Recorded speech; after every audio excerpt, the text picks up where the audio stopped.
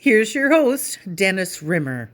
And welcome back. Yet another edition of Talking Books and Writing and Stuff's great podcast. To find us, just go to Talking Books and Stuff's podcast, but you already know that because you're here. We're talking again with Dawn Butler, and it's been a life of bliss since the last time we talked to Dawn. And now we're going to go on record as discussing the Norman's Conquest, which is not the same as 1066, but you know Don, so you never know what Don's got up his sleeve. So Don, thank you very much for coming back with us again. I'm very happy to be here, Dennis, and I'm glad you got the 1066 reference, even though it's really not relevant to the story I'm telling, but I thought it was a very clever title. Yes, it is. It's great. Well, so is the other one, A Life of Bliss, because the character's name is Bliss, and then A Life of Bliss is a common saying, so you've got all sorts of neat stuff going on. So Don, congratulations on your breakout success with A Life of Bliss Book 1. So now we're on to Norman's Conquest. Was this much of a change in your writing style, or did you just flow from one title to the other? I think the writing style is not that different, but what I did do in this one that was a little different, something I hadn't tried before, was put it into the context of a murder mystery. I've never written one of those, so it was a bit of a learning experience for me to try and put something together that, would make it hard for people to figure out who the guilty party was. That's right, and I'm reading it now, and it's a great read. And but early in Norman's Conquest, I want to thank you for saying marks and not deferring to a U.S. term and putting in grades or GPAs or something like that. So you've got Norman, somebody saying he can't go to university because he didn't have the marks. So thank you very much.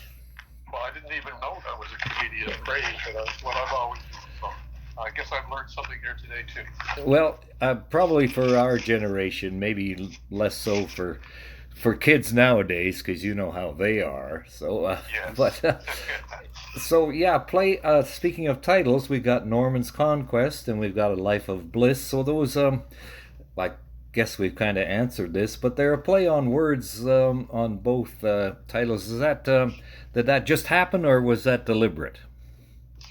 Well, I think my wife and my wife is kind of my manager / editor. She's also a journalist like me. And so I rely a lot on her advice and counsel and editing, really, when I'm writing my stories. And so we were kicking around titles, and we did have a provisional one early on, which was Pugsley's Progress, which was also a little bit of a play on words. But we ultimately came up with, or actually I should say, she came up with the idea of Norman's Conquest because that title wasn't getting a lot of good feedback from the people who were my beta readers, who I sent the book out to before it was published for their feedback. And several of them didn't like that title, so we started working on a different one, and she just came up with that one. There's a moment of inspiration, and I immediately recognized it was a good title. It's a great title. It's Norman's Conquest. That's the latest one from Dawn Butler. Now, the main character is Norman Pugsley, and he's in a hospital with a health scare, something to do with his heart. Now, didn't you have something similar a while back? Myself, yes. Well, it was quite a while back, but I had an aortic valve that was malformed. It was a genetic malformation. And, which is 25 years ago now, I had my first operation to replace it with a tissue valve, and then that one wore out. And 15 years ago, I got an artificial valve, a mechanical valve. That one's still ticking. So, yes, I can empathize with characters who have heart issues. Certainly. So you're doing well, I guess, after 15 years. So. Well, so far so good. Yeah. Okay. They did tell me when they gave me that valve that it would likely outlast me, so I took that as a good sign. Good sign. Same with my new knees that I got a couple years ago. They'll probably outlast me as well. So. Norman's Conquest, about the guy, Norman Pugsley, goes off to Greece to track down the person who was involved in the first book, A Life of Bliss. But along the way, he talks about managing editor and then editor-in-chief. And so is there a difference in the newspaper world in those titles, and why is Norman kind of concerned about that? Well, I mean, Norman was introduced in A Life of Bliss. He was the managing editor in that story. He got sent somewhat reluctantly off to Greece to try and track down Bliss Browning after that character decided to blow off his assignment to Africa and go to Greece on what seemed like a bit of a fool's mission to try and track down Maria Callas's uh, son or daughter. And so this caused quite a consternation back at the newspaper. And Norman was sent off to Greece. Now, he got into trouble while he was there. He got involved with a prostitute. He got drunk a lot, and he ended up having a heart attack.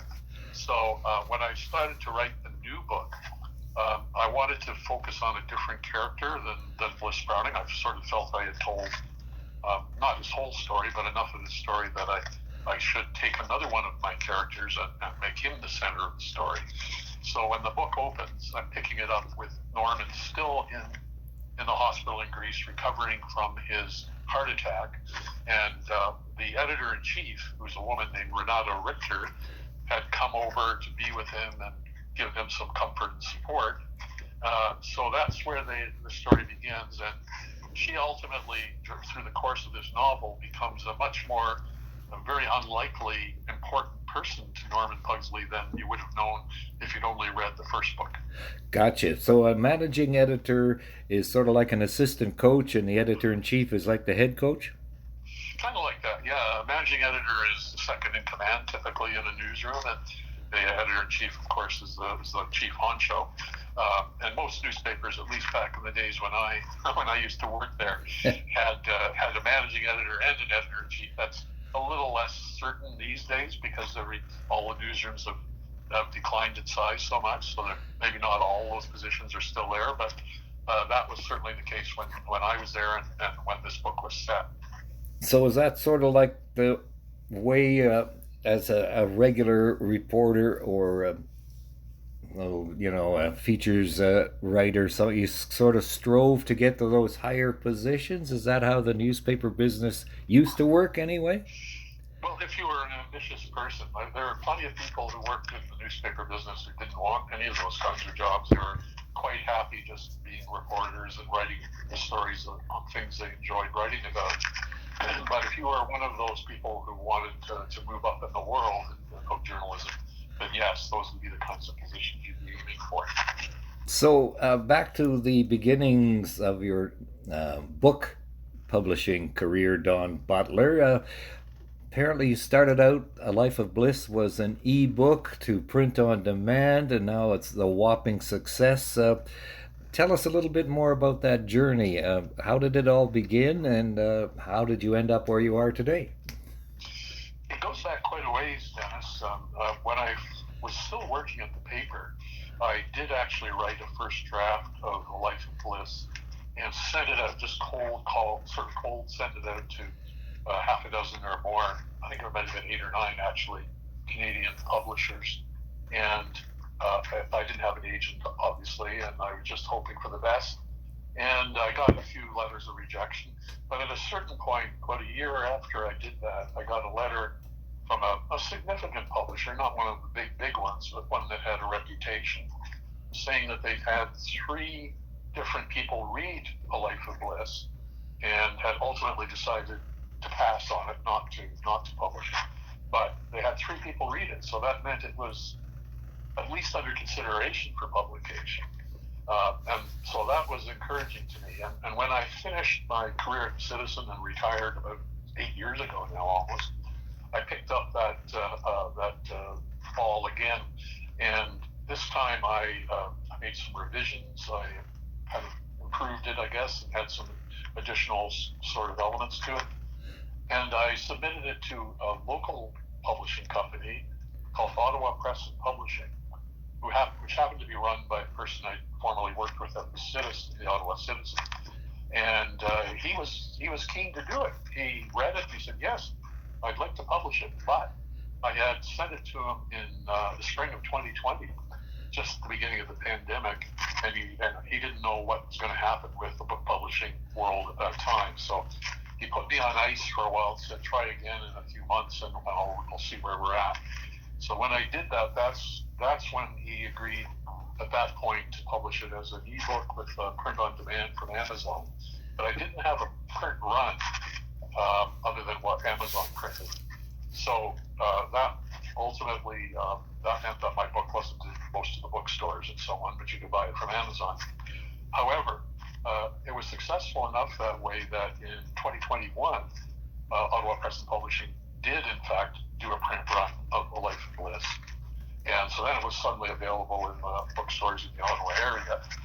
And when I submitted the new one to him last fall, I guess he had enough confidence based on that experience to accept it and have a print run right off the bat. So I'm slowly edging my way into the semi-big time, I guess. So the lesson there is for writers who are struggling, I guess, internally to what to do with their finished product is to just keep trying, and sooner or later something good could probably happen. Is that sort of what you learned through all of this? That was sort of my experience, but I mean, I know that because I talk to other writers a fair bit now, I know that a lot of writers, it's really hard to get an agent.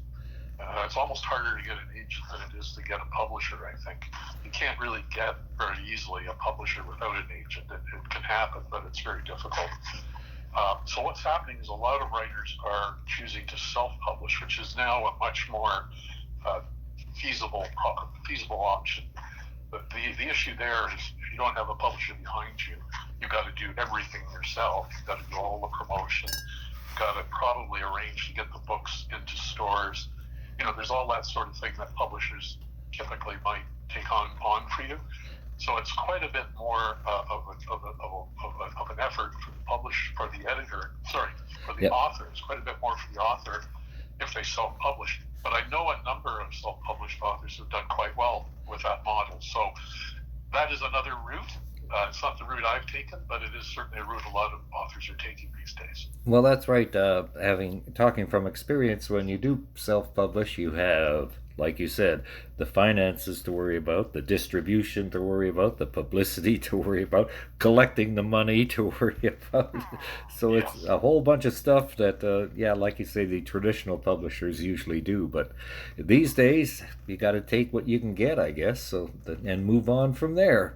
So, Don Butler, we're talking to you, and early in Norman's Conquest there a couple of guys, the people are talking about the various newspapers they worked at in the past.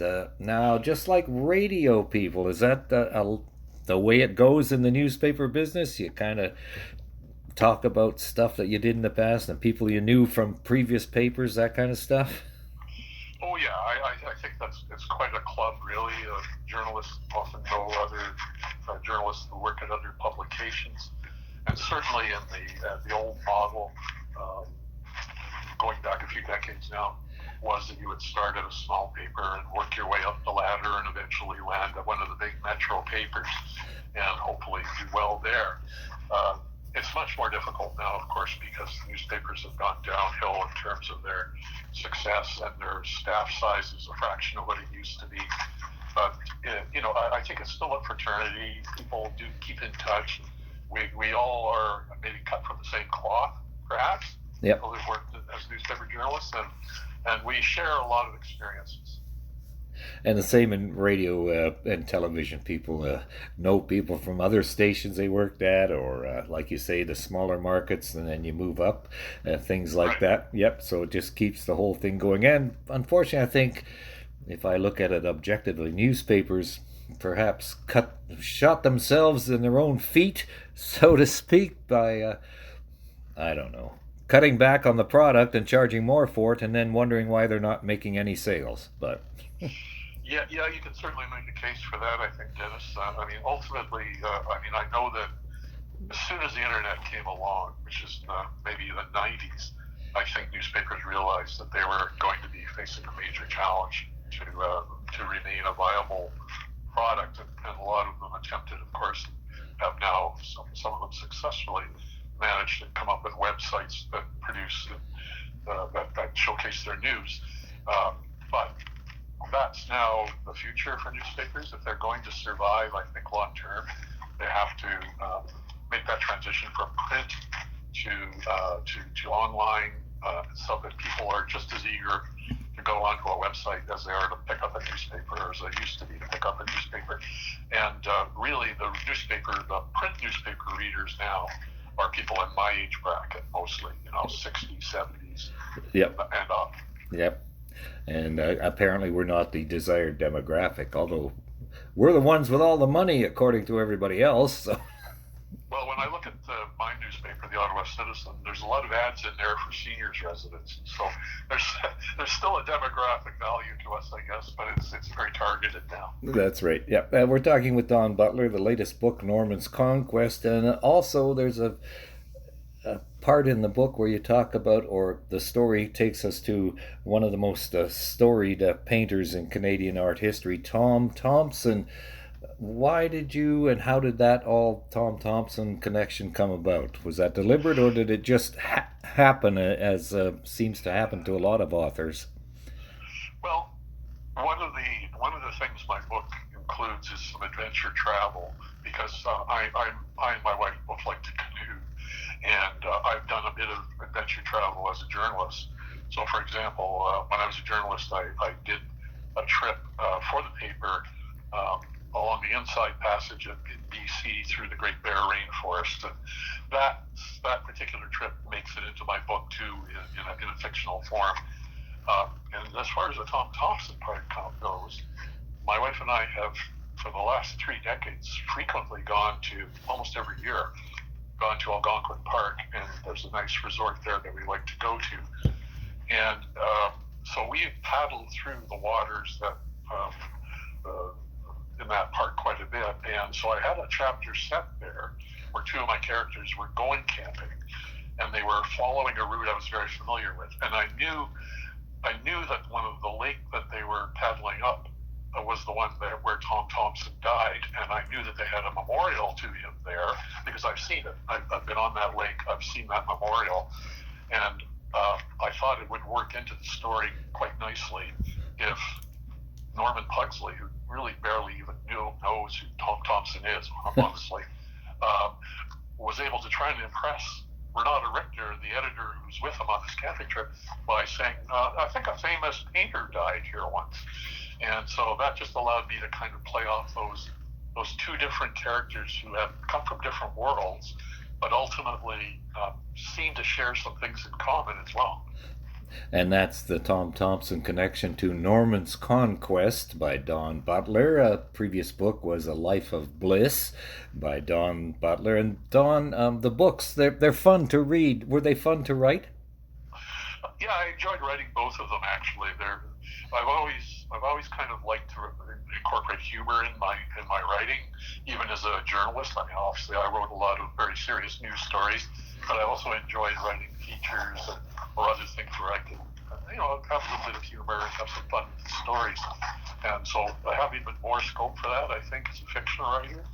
And it's not all just laughs, but I think I've tried to work in that kind of element to the stories, and so that makes it quite enjoyable and quite a lot of fun to write. And when you're writing, do sometimes something pops up and you just kind of laugh out loud, like you say, where the heck did that line come from? It just kind of happened? Is that an experience you've had too? Well, I think it's probably fair to say I'm not really a paint-by-numbers writer. I don't have it all written down before I write, know exactly what's going to happen at every turn.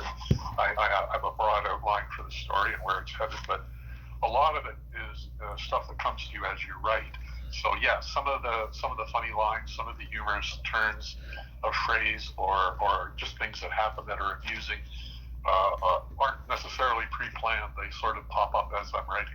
And we're talking with Don Butler. Now, you mentioned we've talked a lot about the newspaper experience. Now, did that help you write with your fiction? What did you take from being a newspaper writer that you applied and that maybe others can apply to the same situation? Well, there are probably a couple of things, Dennis. One is trying to be as concise as possible, because when you're writing for a newspaper, of course, often only have a few hundred words to write in a news story. So you have to be tight. You have to write tightly. But another thing that I really think affects the way I choose to write fiction is as a reporter, I would want my story when I handed it to my editor to be as good as it could possibly be. I didn't want to hand in something that required a lot of editing, where the editor would have to sort of throw his or her hands up and say, oh, my God, why did he give me this mess to work with? So I wanted it to be good. And I think when I'm writing now, that's kind of the same mentality I have. I know some writers just like to get 5,000 words out and then go back and fix them and, edit them down. And that's not my style. My style is to write perhaps fewer words, but when I'm finished writing them, I'm satisfied that they're pretty much the words I wanted to write. And so you kind of like pre-edit in your head as you go along? Is that how it works? I think so, but as I mentioned before, my wife is also an editor at the Citizen, and she's a very good editor, and I'll give her my chapter when I'm done writing it and ask her to take a look at it. She can always find some things to shorten and make more concise and improve. So I don't do it as well as I'd like, perhaps, because it can still be edited. But that's my approach, is to try and, maybe I'll only write 500 or 800,000 words, but I want them to be as good as they can be. And we're talking with Don Butler. Don, a couple more questions. An overview kind of things here. So as a professional, how do you deal with what seems to be the current public distrust of mainstream media, we'll call it? Well, that's a good question. I mean, I'm not involved in it anymore, but you're right. There's certainly a lot of people who've become disillusioned with the reliability of mainstream news. I know that journalists do have opinions, private opinions. My experience, and I hope it's still true, is that for the most part they put those aside when they're doing their job. They're not necessarily going to be biased in the way they write their stories just because they hold a particular viewpoint. That I think is probably still broadly true. But there's also an awful lot of journalism out there these days that does have a point of view, from the right or from the left, and isn't objective. So I think what happens is that then sort of pollutes the environment a little bit and makes people think that even a reliable source of news can't be trusted.